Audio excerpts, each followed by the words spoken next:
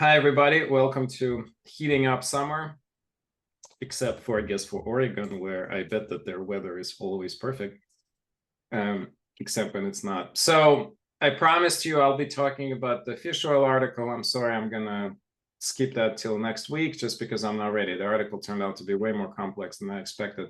Usually I can analyze complex article in 15 to 20 minutes. This is going to take me over an hour, which is unusual, but actually a good thing, because I really need to understand what's going on with this article, because I can't believe the conclusions. And, they don't make any sense. The conclusions of this article, it's a massive analysis over about 1 million patients, saying that fish oil is dangerous because it increases risk of heart disease.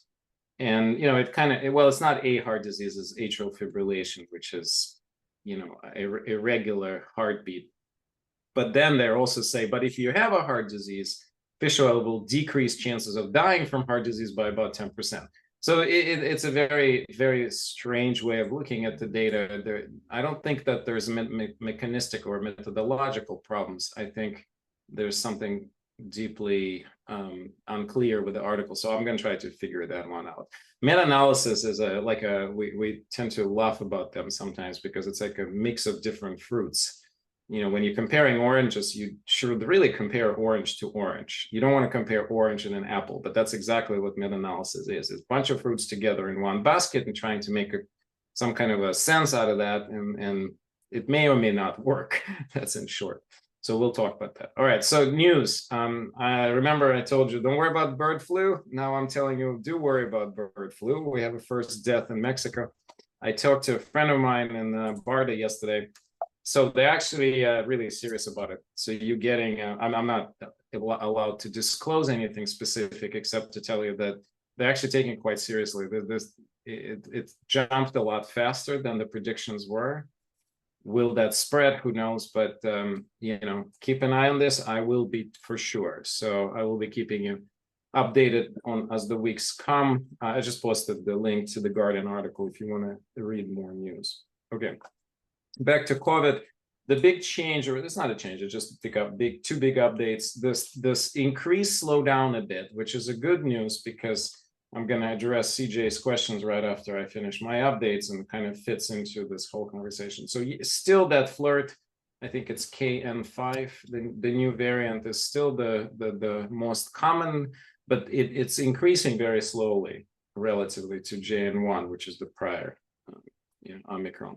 So, and the big change or the big update from CDC is that they basically now are urging an updated vaccine for the fall.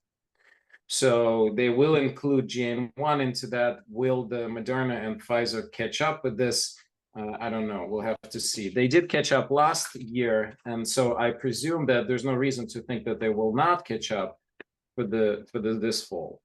So that basically only strengthens my prior recommendation, which goes to the point, if you had a vaccine about a year ago, again, remember I say on purpose, do not get every 6 months vaccines. I think the CDC recs based on absolutely zip, on a thin air, on non-existing evidence. So once a year vaccination, unless you have a very serious immune compromise, no matter how old you are, basically is okay.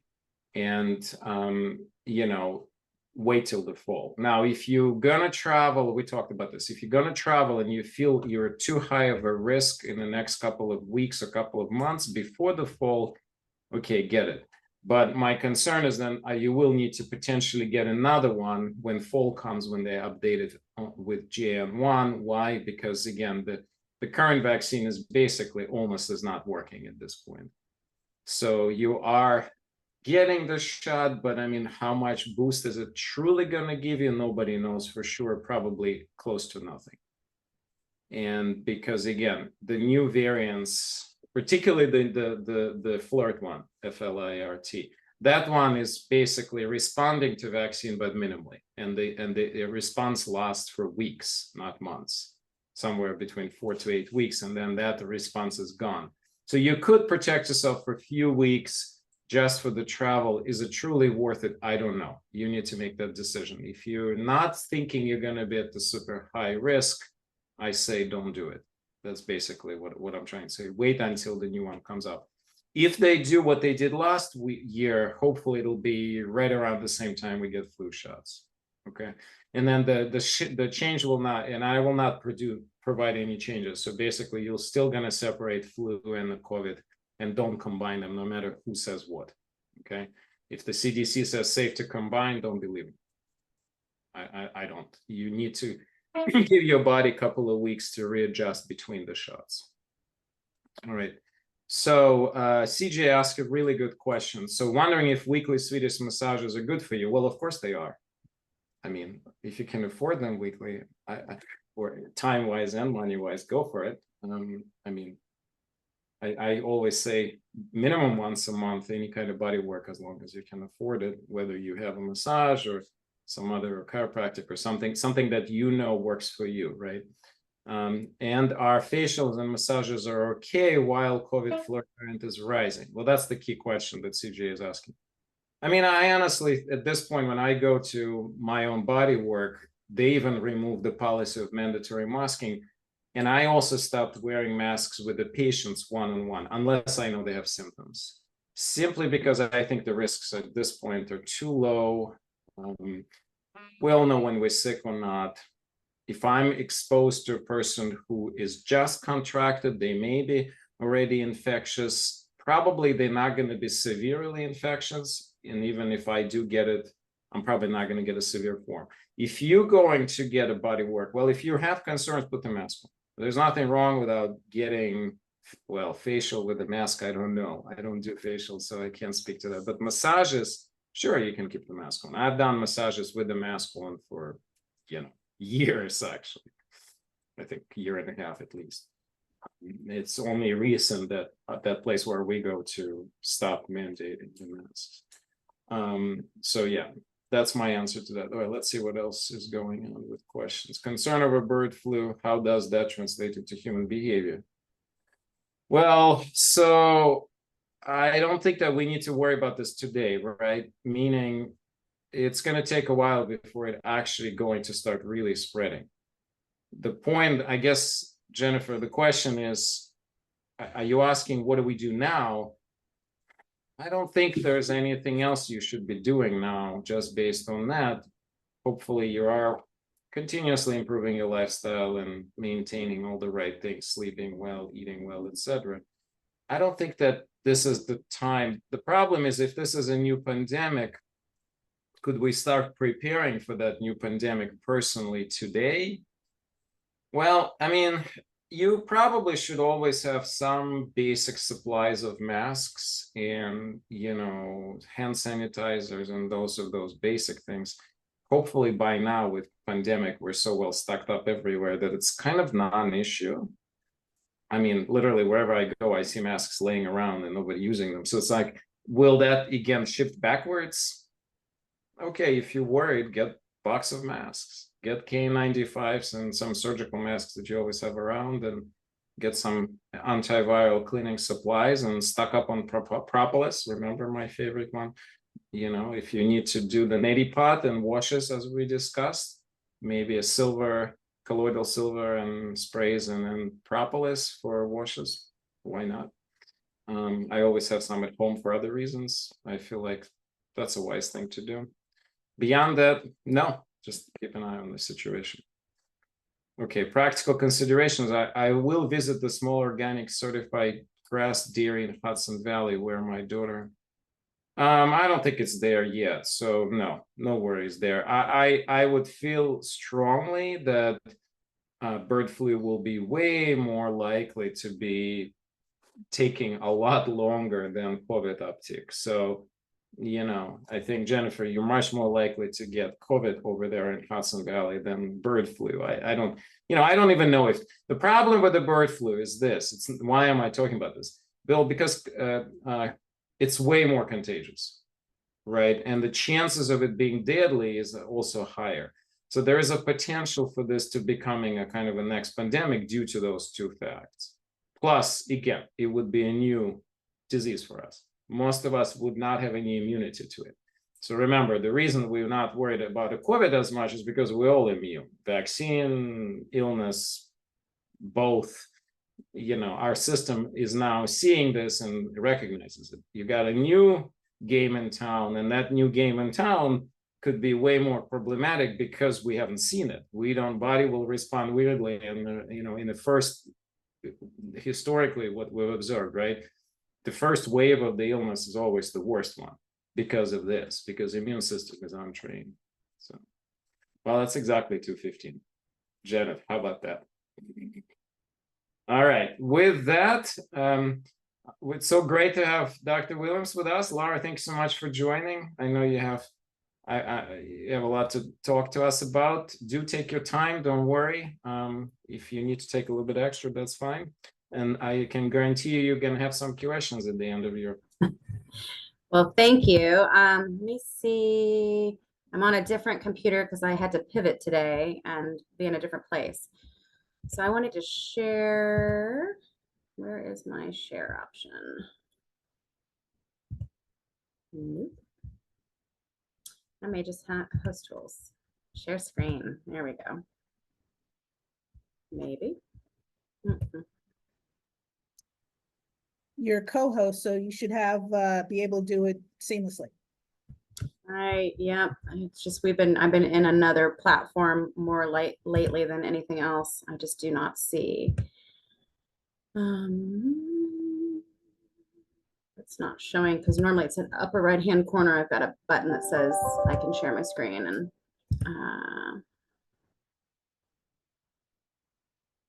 we may just it's fine. If you scroll down to the bottom, a taskbar should pop up, and there should be a green button that says share screen.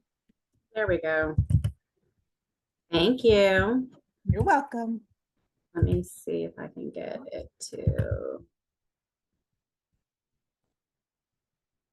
I may need to stop sharing for a second and get it to. I want to.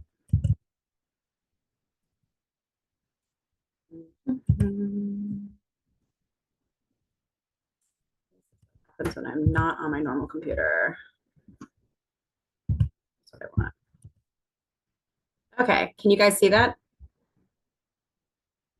Okay. Perfect. So we're going to talk a little bit about a conversation I have. I swear to God, I have this one every day. So everyone asks me, so I tried to think of the things that I have the most conversations with patients about. And so I tried to pick my top 5, and I ended up with the 6 because I think it kind of wraps it up. So the first thing that I encourage all of my menopausal and perimenopausal patients to do is get sufficient protein. I think that this is something that as we age, we tend to feel like, oh gosh, we're gaining a few extra pounds. Gosh, we really want to slim down a little bit. And so I see a lot more like, oh, I'm just going to have vegetables, or, oh, I'm going to skip breakfast, or I'm just going to eat really small portions, that kind of stuff, but I'm not seeing the protein need. So I was looking this morning, and I've seen when I was preparing this, I was looking, I guess that one of the national recommendations is somewhere around 0.8. But when I really started digging into the literature, it's more in that 1 to 2 grams of protein per kilogram. And then depending on how active people are, it's going as high as 1.6 to 2 grams per kilogram. So I think it's really, really important. What I always tell people is I'm telling folks to shoot for 25 to 30 grams of protein per meal, especially in perimenopause. As we age, we have to look at what our weight is. And the protein is based on the weight that we want to be in a lot of cases. But if you want to be 120 pounds and you weigh 220 pounds, you don't drop down to the amount that you would eat for 120 pounds. You still have to fuel the body that's in front of you. We just start to back off a little bit at a time. It is definitely harder to lose weight as we have more birthdays. I have definitely experienced that myself. And I think it's really important to be thinking about and so I always tell people, I like to build meals with what's your protein source. And a lot of people are like, oh, I have eggs for breakfast. I'm like, great. How many eggs do you have? 2. Okay, that's 12 grams of protein. What else? And they're like, that's my protein. And I'm like, not enough. So it's really important to do, I'm not a huge fan of calorie counting and all of that. I know that lots of people disagree with me. I think it overemphasizes stuff that for me is not helpful. for my own body and how I think about stuff. But knowing what things are so that you start having ballpark, like, okay, a breast of chicken is around this, and being able to substitute out so that you have it right at the tips of your fingers, how much protein you're having. Okay, second thing is, I cannot emphasize enough watching empty calories. Where I see people fall biggest victim to is the after, what I call the after 7. You got home, you're done with your day, you're rewarding yourself. So we have late night snacking, alcohol, the beverages that have, yes, it's a cup of coffee, but it also has, 6 sugars and half a cup of cream and some chocolate. And because I would never be somebody who actually drinks coffee, my coffee is going to look like chocolate with a little coffee added to it. So I'm a perfect example of that. Ideally, we want to be done eating calories 3 to 4 hours before we go to bed. We want to go to bed on an empty stomach. I love intermittent fasting within reason. I find that if we're going to intermittent fast, we want to be done eating in that 6 to 7 o'clock hour and then re-eating in that 7 to 8 o'clock, even up to 9 o'clock hour. I don't love when my patients are pushing their calories to 12 to 8, especially as we lose that hormonal protection. I find that as that metabolic rate drops, you want to be eating your calories when you're expending your calories, which is during the day. And then also glycemic index, like knowing what the glycemic index is and knowing what foods spike your blood sugar, especially if you happen to be the 1 out of 3 Americans that have diabetes or pre-diabetes. And actually pre-diabetes is probably more like 1 out of every other, because it is so rampant right at the moment. So knowing what has the glycemic index, knowing what spikes sugar. So foods that are higher on the glycemic index are more likely to cause your blood sugar to go up. And as we know, what goes up must come back down. And so you start getting the bigger swings, which don't feel good in the body.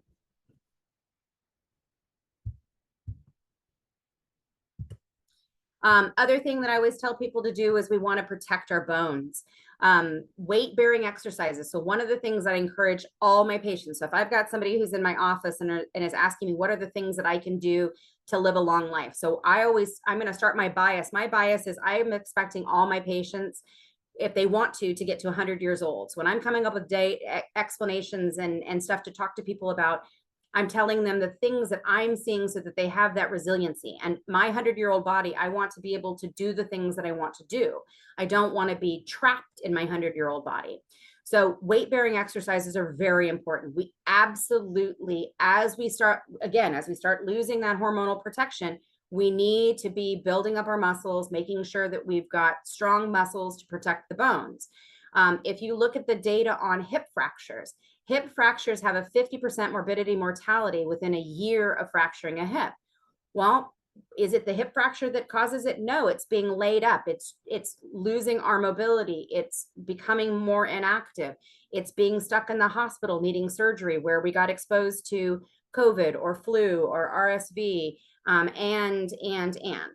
The other thing that I always say here is it's also having balance exercises. The key with protecting your bones is to have good bone structure, but it's also not to fall. And if we have, techniques in our life and how we exercise that we're having good balance, and if we're noticing we're not having good balance, then that's something we want to work on. Sufficient calcium intake. Calcium has become, when I first started practicing, we were telling everyone to carry calcium in their purse.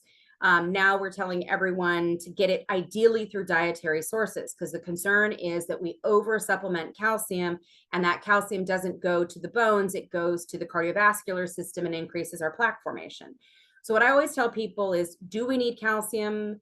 As women, yes, we absolutely need calcium.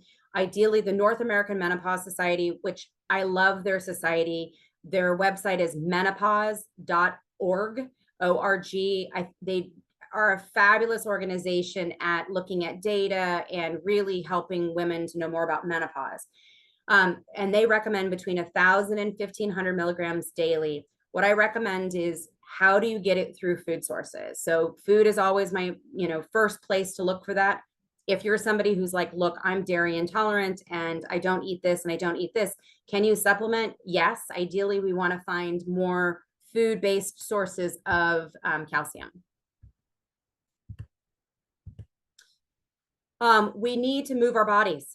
If you look at the number of, the number one complaint that I have with patients across the boards is weight gain. They're starting to go to perimenopause. They've gained 10 pounds. They've gained 15 pounds. They've gained 30 pounds. If you look at the data across the board, a lot of it is a lifestyle that's more sedentary. As we're aging, our children are moving out of the house. Maybe we are starting to wind down our careers, and we're doing things less than we used to. So it's always analyzing and saying, all right, how much am I moving my body? For instance, I chart for 2.5 hours in the morning. So sitting for 2.5 hours is not good for my body. So I figured with all of these people working from home, there had to be more tools online for, okay, you're stuck at a desk.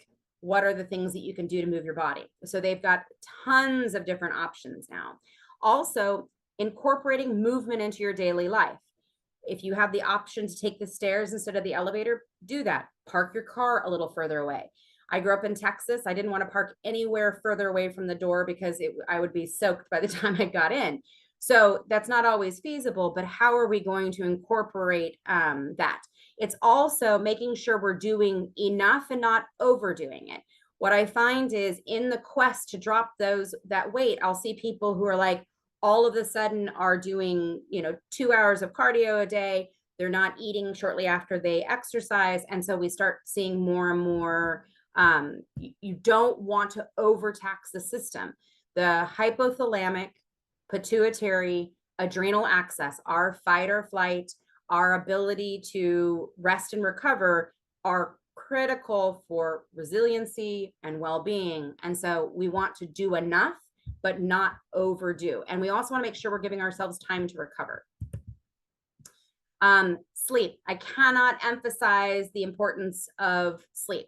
I was reading something on a social media channel where they were talking, a mom of small children was like, how am I supposed to prioritize sleep? I can barely, and again, everyone has things that disrupt sleep. If you have small children, you have small children who are in your bed, you have small children who are still getting up.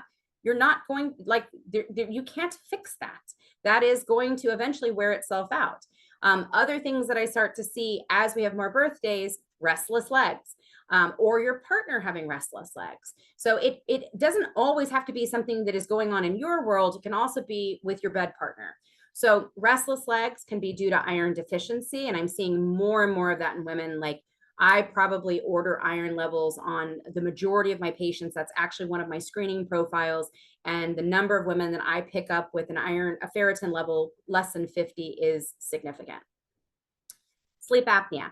As we have more birthdays, our neck muscles lose their strength and we snore more. And the big question is, but is that just snoring or is that sleep apnea? Or is our bed partner having snoring and sleep apnea? What are your risk factors? Have you been screened? Cannot emphasize the importance of making sure that there aren't things that disrupt your sleep that you can action and change. And then it's the sleep hygiene that we all talk about, like sleeping in a dark bedroom, making sure it's quiet, having the right temperatures. They make cooling mattresses and cooling sheets. But I would also say it's also the bad habits we create, like don't eat in bed, don't watch TV. Like some people are that sensitive. I have a rule that I don't check my phone after 7 o'clock, because if I get an email or a text or something and I'm keyed up, I'm hosed, and I've proved it with my own data. So sometimes if you're not sure, like, okay, I'm not sure what's my cause, having wearable technology can be really helpful. And there are 3 things that I encourage people to look at in their wearable technology. The first is what your resting heart rate is. So it has to be wearable technology you're wearing overnight. The second thing is what your heart rate variability looks like. We want to see wider heart rate variability. And then the third thing is what your deep sleep and your REM look like. These are very important to be able to say, all right, you know what? I ate dinner a little later and my REM went from 3 hours down to an hour. Like, oh, wow. or I had alcohol, or I didn't have alcohol, or I had caffeine late, or I had a late work meeting and didn't get to bed, or my partner is ill and has been coughing and I was interrupted all night. Knowing what are things that you can change and action to make sleep improved is key. Okay. Cardiovascular wellness is my final slide, because I cannot emphasize the importance of cardiovascular wellness in menopause. There are all kinds of things that I start to see when menopause happens. I see blood pressure start to go up. I cannot tell you how many female patients I've had over the years where they're seen in the emergency room, their blood pressures are 180 over 110, and they're told that they're stressed. I'm stressed on a regular basis. My blood pressure is never 180 over 110. We lose a lot of the elasticity in our vessels post-menopause. And so if your blood pressure is starting to creep up, nobody loves to take medications, but you need to take blood pressure seriously.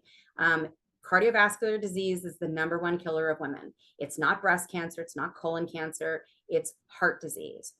We want to watch our cholesterol. Cholesterol, a lot of times we lose the protection of the HDL. We start to have higher LDLs and lipids, so we want to be watching that. Weight gain, especially if we're gaining it in the midsection. Like, you can be skinny fat where you are a great body weight, but you have all of this fat, this adipose on the internal tissues. You can also be a larger woman and not have that. Blood sugar dysregulation. As I said, 1 out of 3 Americans will be diagnosed with diabetes in their lifetime. Knowing what your blood sugar is, knowing what your insulin levels are, all of these contribute to your cardiovascular disease risk. There are programs online where you can actually calculate what your risk is. The American Heart Association has one, the American College of Cardiologists. I will use that when I've got somebody, you need your age, you need your systolic and diastolic blood pressure, and you need your lipid panel. And then you can actually calculate what your score is over the next 10 years and what your score is over your lifetime. Let me get out of this. I need to stop. Janet, how do I stop sharing? You click on that green button one more time. That where, see where it says share? Yep, I did. And then it's just giving me a new screen. There we go. All right, perfect. I don't know what you did, but it worked. May have just paused for a moment. Okay, let me look at let me bring up the chat. There was one question that Linda was asking. Linda, do you want to, let's see where that is. I've got one. Okay, so my GYN long ago commented that bone loss increased when we went to flush toilets and stopped squatting regularly. What do you think about that? Well, if you look in cultures where they squat regularly, like just sitting, like if you look at a lot of, if you've ever been in China, like they just squat on, like they're having a conversation and they're squatting. So there's no doubt that using your bones, especially putting pressure on them like that, makes sense. It's also, it helps with mobility and helps with balance. If you look at Tai Chi practitioners, Qigong, like they are like the grace with which they move. I remember being taught Tai Chi by an 80-year-old gentleman, and he was a phenomenal mover. Holy, it was just so beautiful. And so, yes, I think that making sure that we are incorporating, one of my lifetime goals is making sure I can get up and down easily from the floor. I started having some hip stuff because I stand a lot, and I started and changed entire exercise routines so that my flexibility, especially getting up and down, improved, because I know that that's a risk factor for me. With the women in my family, I want to make sure I'm moving. I don't have any great tricks on ways to have neck strength. Like that was just one of those things that I'm starting to hear from the sleep apnea doctors. I think it's still just general making sure that we're stronger. I think when your muscles are overall stronger, you can protect airway a little bit better. And then I think Janet put in the body weight, and she put in some extra things. I think that's the. Linda, I can't copy paste your question. Do you mind either retyping it or unmuting and asking? Okay. I can read it because I found it. Okay. Now that the weather is warmer, What are your recommendations for sun exposure, especially for darker skin? So I think that it's really important. I'm a huge fan of those SPF 50 shirts because they're lightweight. I bought my mother a bunch of them. My mother's on medications that actually put her at cancer risk if she's getting extra sun exposure. So, and I grew up in Houston. She still lives there, and it's just blistering hot in the summers. And so I wanted to find something that protected her, but also allowed her to live the lifestyle she wants to live. So she actually got a button down. So she put it over a tank top. So if she was going to go out, she had this lovely, easy button down that acted more like a duster, but it wasn't heavy. It was super lightweight. And that got her the protection. I'm a huge fan of hats. I wear a hat. If you see me out in the sun, I have a hat on with a brim because I don't want the part of it's vanity. I don't want the wrinkles. And let's be honest, like it's not just cancer I'm worried about. It's also, I want to take care of my skin. In my state, melanoma is a giant risk. We see a lot more melanoma here. And I think part of it is because people forget that they need sunscreen. And making sure that you have sunscreen that you can have as part of your daily routine, especially on sun exposed areas. The other thing I always warn people about is driving. A lot of sun exposure happens in cars with roll down windows because people are kind of hanging with their arm out. Like if you look at certain areas that like they'll be, all the cancer will be on one side, and it's usually because they've had their arm hanging out of the vehicle. So it's making sure that you have ways that you can remain comfortable and fashionable. Like there are a lot of people are like, you know, sun exposure or sun protection when I was growing up was you coated your body in baby oil and you went and sat out with aluminum foil so that you could get additional sun on your face. The conversation I'm having with my children is I put everything on them in the world that I could possibly put on them and have since they were small people to make sure like they have head to toe gear, especially when they were little. So I think finding stuff that you're comfortable in and that you can make very versatile is really, really important. Okay, and one more part to that. Yes, ma'am. Now, I cover up and I wear the sunscreen, but I notice that I'll get really bad leg cramps. So I had to up my vitamin D, and it seems like it's stopped. So the three things that I see with leg cramps. First of all, I cannot emphasize the importance of women of color taking additional vitamin D. The worst vitamin D levels I have ever measured in my patients are women of color. It is harder to get vitamin D from the sun. Like you could strut completely naked and not get as much vitamin D as somebody who has my color. So it's really, really, really important. And vitamin D has been underemphasized, especially because you've got places like Florida and California and Texas, where you're getting tons of exposure. And I'm in Oregon. From October through March, you cannot get vitamin D from the sunshine. It's not actually possible. So it's knowing what your levels are. A lot of people have decided it's experimental, so it's been harder and harder to get it. I still check them because where I get people, like the majority of my patients are low. So vitamin D levels, I like to see them, the standard is 30. I like to see them in that 40 to 60 range is what I really like to do for a lot of my patients, especially people who are wearing sunscreen and covering up. I usually am in the 5,000 of vitamin D3. And then for leg cramps, vitamin D can be it. Magnesium, it's harder and harder to get magnesium from our daily diet because of our soil is not as, and you can even use magnesium oil. My mom was having these terrible foot cramps. And so I bought her some magnesium oil. She would just rub it into her feet and was so much happier. And then the third thing is vitamin is iron. Ferritin is the other one. It tends to manifest more like restless legs than leg cramps, but I always have that on everyone's radar. And Jeanette's been putting in that, yes, K2 helps the vitamin D go to the bones better. There's also some data on MK45 or MK, it's 45 grams is what you need.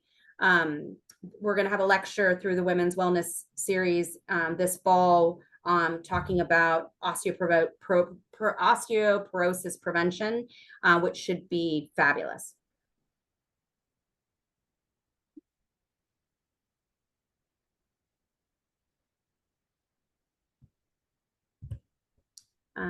And I think that was,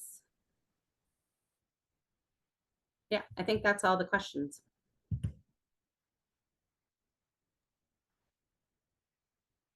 I can't believe there aren't more. There's one, advice about prolapse. Advice about prolapse. My first piece on advice about prolapse is on the prevention side. So once we're into menopause, that ship is partially sailed. But one of the biggest, I'm a big proponent of the French way of thinking about this. I think all women postpartum should have physical therapy. I'm a strong proponent of you have your baby and you do physical therapy. The pelvic floor needs rest and recovery. It needs to be reintegrated into the body. You just asked it to do something it's never done before, and that is really, really important. Once you start having prolapse, then it becomes, okay, do I need to do physical therapy? My answer again is yes. Even if you've done it before, physical therapy gets the brain and the pelvic floor talking again. A lot of women think, oh gosh, I do my Kegels every day. I have a lot of patients who now are having what's called high tone pelvic floor. The pelvic floor is really under a lot of tension. And when it's under a lot of tension, it doesn't get stronger, it gets weaker. And the way I describe it is, if you've seen those bodybuilders that are walking around that can't move their arms, they're not as strong as that person who you walk around who they kind of ripple, like the Cirque du Soleil performers, for instance. They kind of ripple when they walk, and you watch them do things that no human being should be able to do. Like the strength by which they have is unbelievable. And so their muscles are fluid, like they can bring them all the way out and then all the way back. So pelvic floor is no exception to that. We want to see the pelvic floor to be able to completely relax to then fire up. A lot of women are walking around with their pelvic floor on taut the whole time, which actually weakens it. So a really amazing women's health physical therapist is worth her weight in gold. So that's number one. Number two is there are lots of, so physical therapy is on my must list. The second thing is a lot of my patients I use pessaries with. So pessaries are non-latex devices that act to go between the pubic symphysis, so the pubic bone, and the sacrum to kind of give a platform so that the prolapse doesn't come through, but rather it can help support. And so that, and then the third is finding somebody. Sometimes surgery is the next option because sometimes prolapse is so pronounced that people change their life. They stop exercising, they stop going out in public because it is such a problem. So I'm a huge fan of fabulous urogynecologists. They're somebody who've done a board certification for 4 years in obstetrics and gynecology. They've then spent an additional 3 years just doing women's pelvic floor incontinence. They're phenomenal.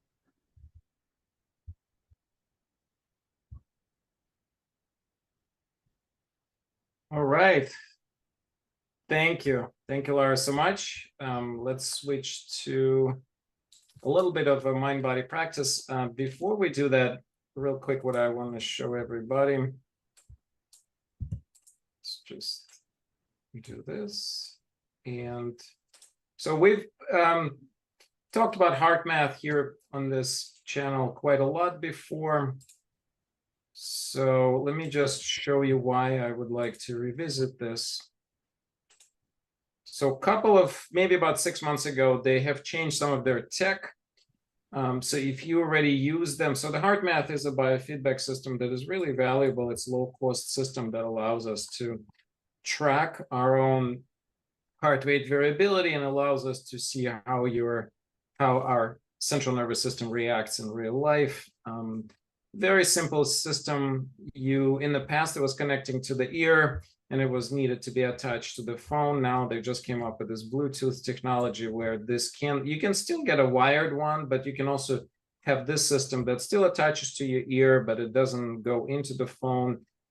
There's some advantages to that. So you actually can now use this system while let's say you're doing a yoga and you don't have to have your phone on it, or you're doing other exercises. So HeartMath not only allows us to track heart rate variability, but it actually allows us in real life to see how we respond to particular practice. And today what we're going to do, oh, let me put the link in the chat for those who are interested. Second. So I'm going to stop sharing and I'm going to put the link. So if anybody would like to see that, then by all means. Right. So today we're going to do a quick coherence practice, which is borrowed, which is basically the HeartMath practice.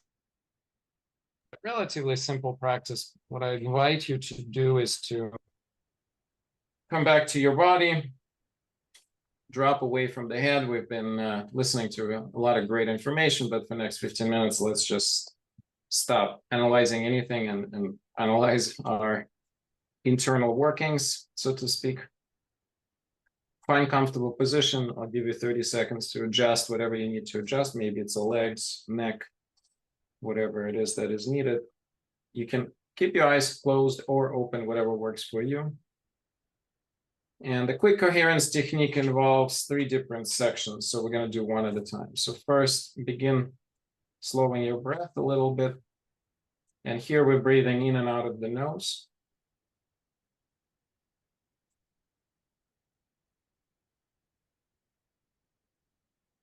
Check in with your body from the top of your head all the way to the bottom, just to make sure you're not holding any tension that is obvious that you can release quickly. If you do need to do that, maybe you need to stretch or lay down or get up and walk. Whatever you need to do is fine. You actually can do this practice walking or standing, so that you don't have to be seated here. It's just whatever allows you to be comfortable.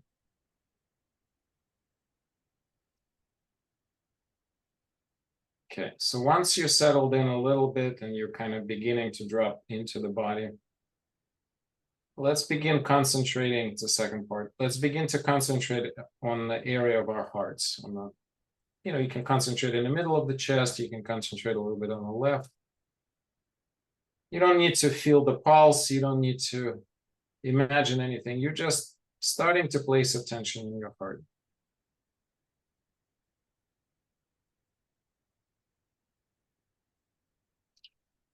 And then when we inhale, we imagine how breath goes from outside into the heart.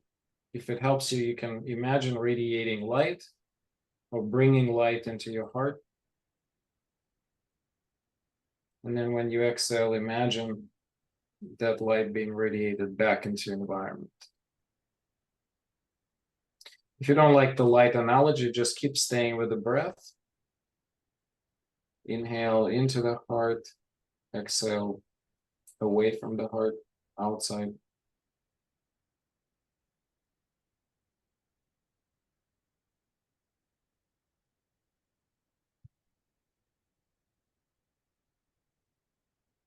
So this is just a heart-centered breathing. If you don't add the third portion, you may feel whatever your heart feels. Your heart may be very calm and peaceful and in love. So you may feel those emotions, or maybe it's a little agitated by something, or maybe it's a little stressed. So you may feel a little stressed. So the third part of the practice is really this component of bringing a positive attitude in.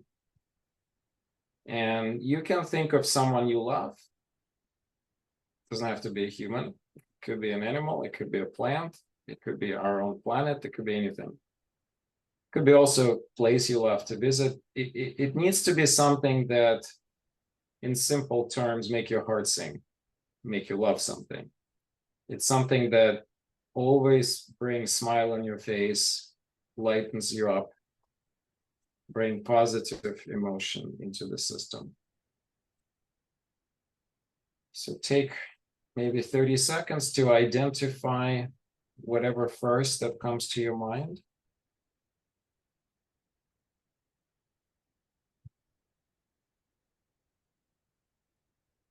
It could be a memory. It doesn't even have to be anything currently present.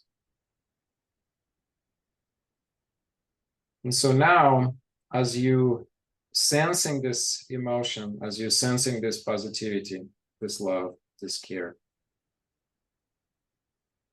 when you inhale, you bring that quality into your heart. Then when you exhale, you radiate it back into the world.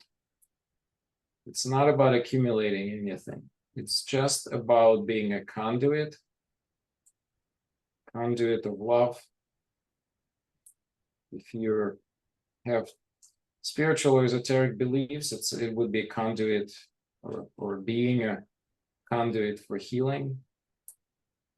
Understanding that there is a healing energy that's always around us, and then when we allow it to come through into us,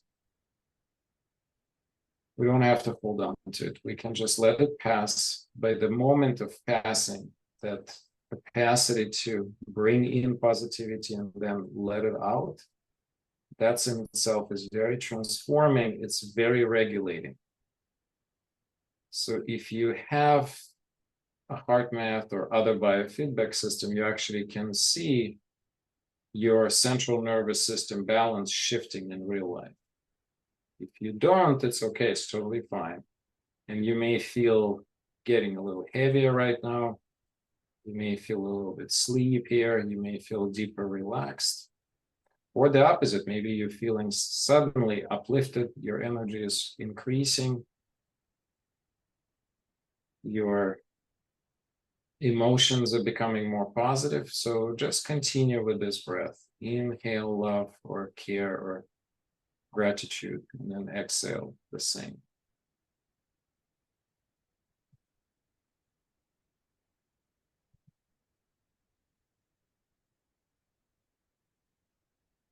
So let's do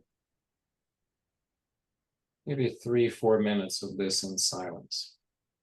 So you have full time to investigate effects and continue this practice.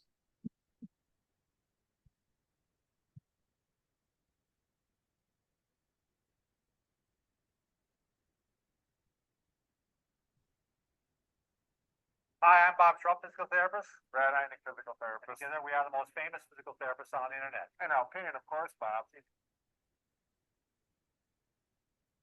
When interferences come, just think of them as a challenge. Think of them as a part of the positive exploration. And they can come as a sound we just heard, or they may come as a resistance in your mind to something like this. Or maybe you just simply drift away from the practice. It's okay, just come back to it whenever you realize to come back. There's no right or wrong way of doing it as long as you're doing it.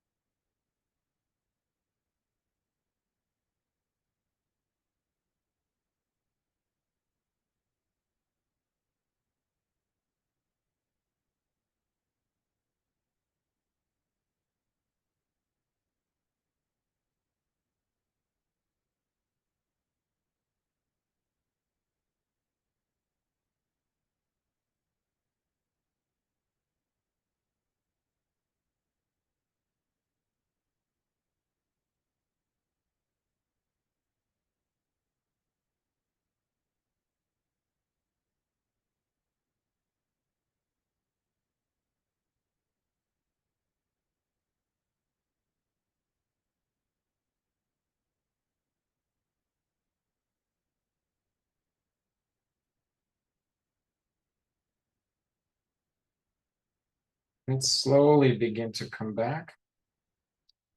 Maybe survey your state for a minute. Screen throughout the body how you feel. If you had any tense areas, see if they changed.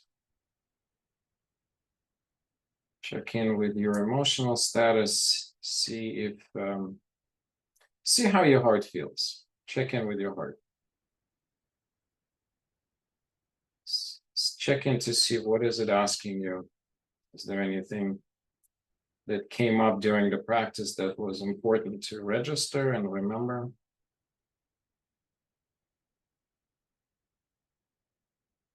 So in a real life, we would do this for about 10 minutes. This is the sort of recommended timing for this practice.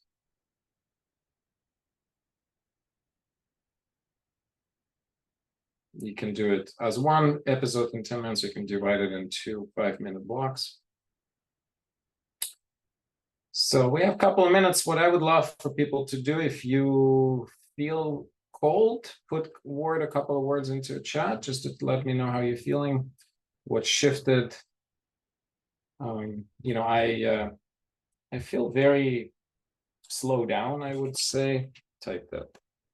I was running all day, as usually I do, and practice like this, it doesn't necessarily uplifts me, but it slows me down, which I really, really appreciate.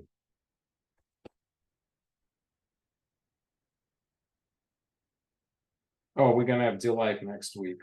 So Anil is a very well-known anti-aging expert. So he's been with us before. So I'm so excited he's back. So it'd be great to see him. And of course, also wonderful that we are restarting our regular laughter yoga practice here. So Linda wrote, she feels calm. So calming would be very, very common, right? Lovely calming. I love that. Lovely calming. After a morning with about 15 crazy 3-year-olds. Oh boy. Okay, well, yeah, that was more challenging than my morning. I had 15 adults that I taught in Virginia. They were not crazy. They were very smart and loving and questioning, but not 3-year-olds. Feel settled, been running around all day. That's exactly how I felt. So that's very good. Right. Thanks, Kathy. And welcome back. Salome felt calm. Yeah, so this is very typical. It's not necessarily that we're tired, Linda. I feel the same exact way. It's simply that you're concentrating on how you feel in the moment better. Because we often, especially when we're running around, when we have 15 crazy 3-year-olds around us, which we often do, quote unquote, right? When that happens, we're not realizing that, you know, we have an internal voices of self-regulation there because we suppress it. We just need to go, go, go. But often, you know, we forget that the body is not designed that way. Body sometimes need a rest and a pause in the moment. And so the practice is what I find really powerful about quick coherence. It's a neutral practice. It's not really an upper or downer. The 4-7-8 is a downer breath. The fire breath is very uplifting, upregulating.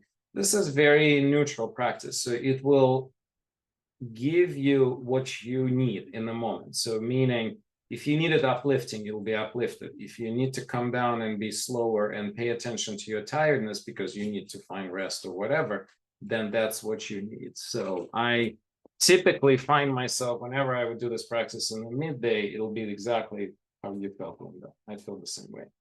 I'd feel slowing down and kind of a little bit more tired just because I know I'm always over pushing. So, all right. Well, it's wonderful to see everybody. Now that the heat is outside, do hydrate enough and, you know, be careful. Please follow Lara's, Dr. Williams' recommendation about sunscreen, T-shirts. I love that. I don't have an easy relationship with sunscreen. I don't feel quite well about them unless even the natural ones, they're typically not as effective, and so it's not an easy relationship there. So coverings is what I practice too. I have a white hats everywhere in the house, and also I typically will protect my, you know, body. and then just get my sun in the morning or late at night or before sunset. So we'll see you all next week. And who's doing them? Oh yeah, that's right. We have a laughter yoga after Anil. Very good. Bye everybody. Have a Jen- good weekend. Hi, thanks for challenge. I loved it. In the middle of the practice. It's always I'm sorry. it was good. Okay, bye.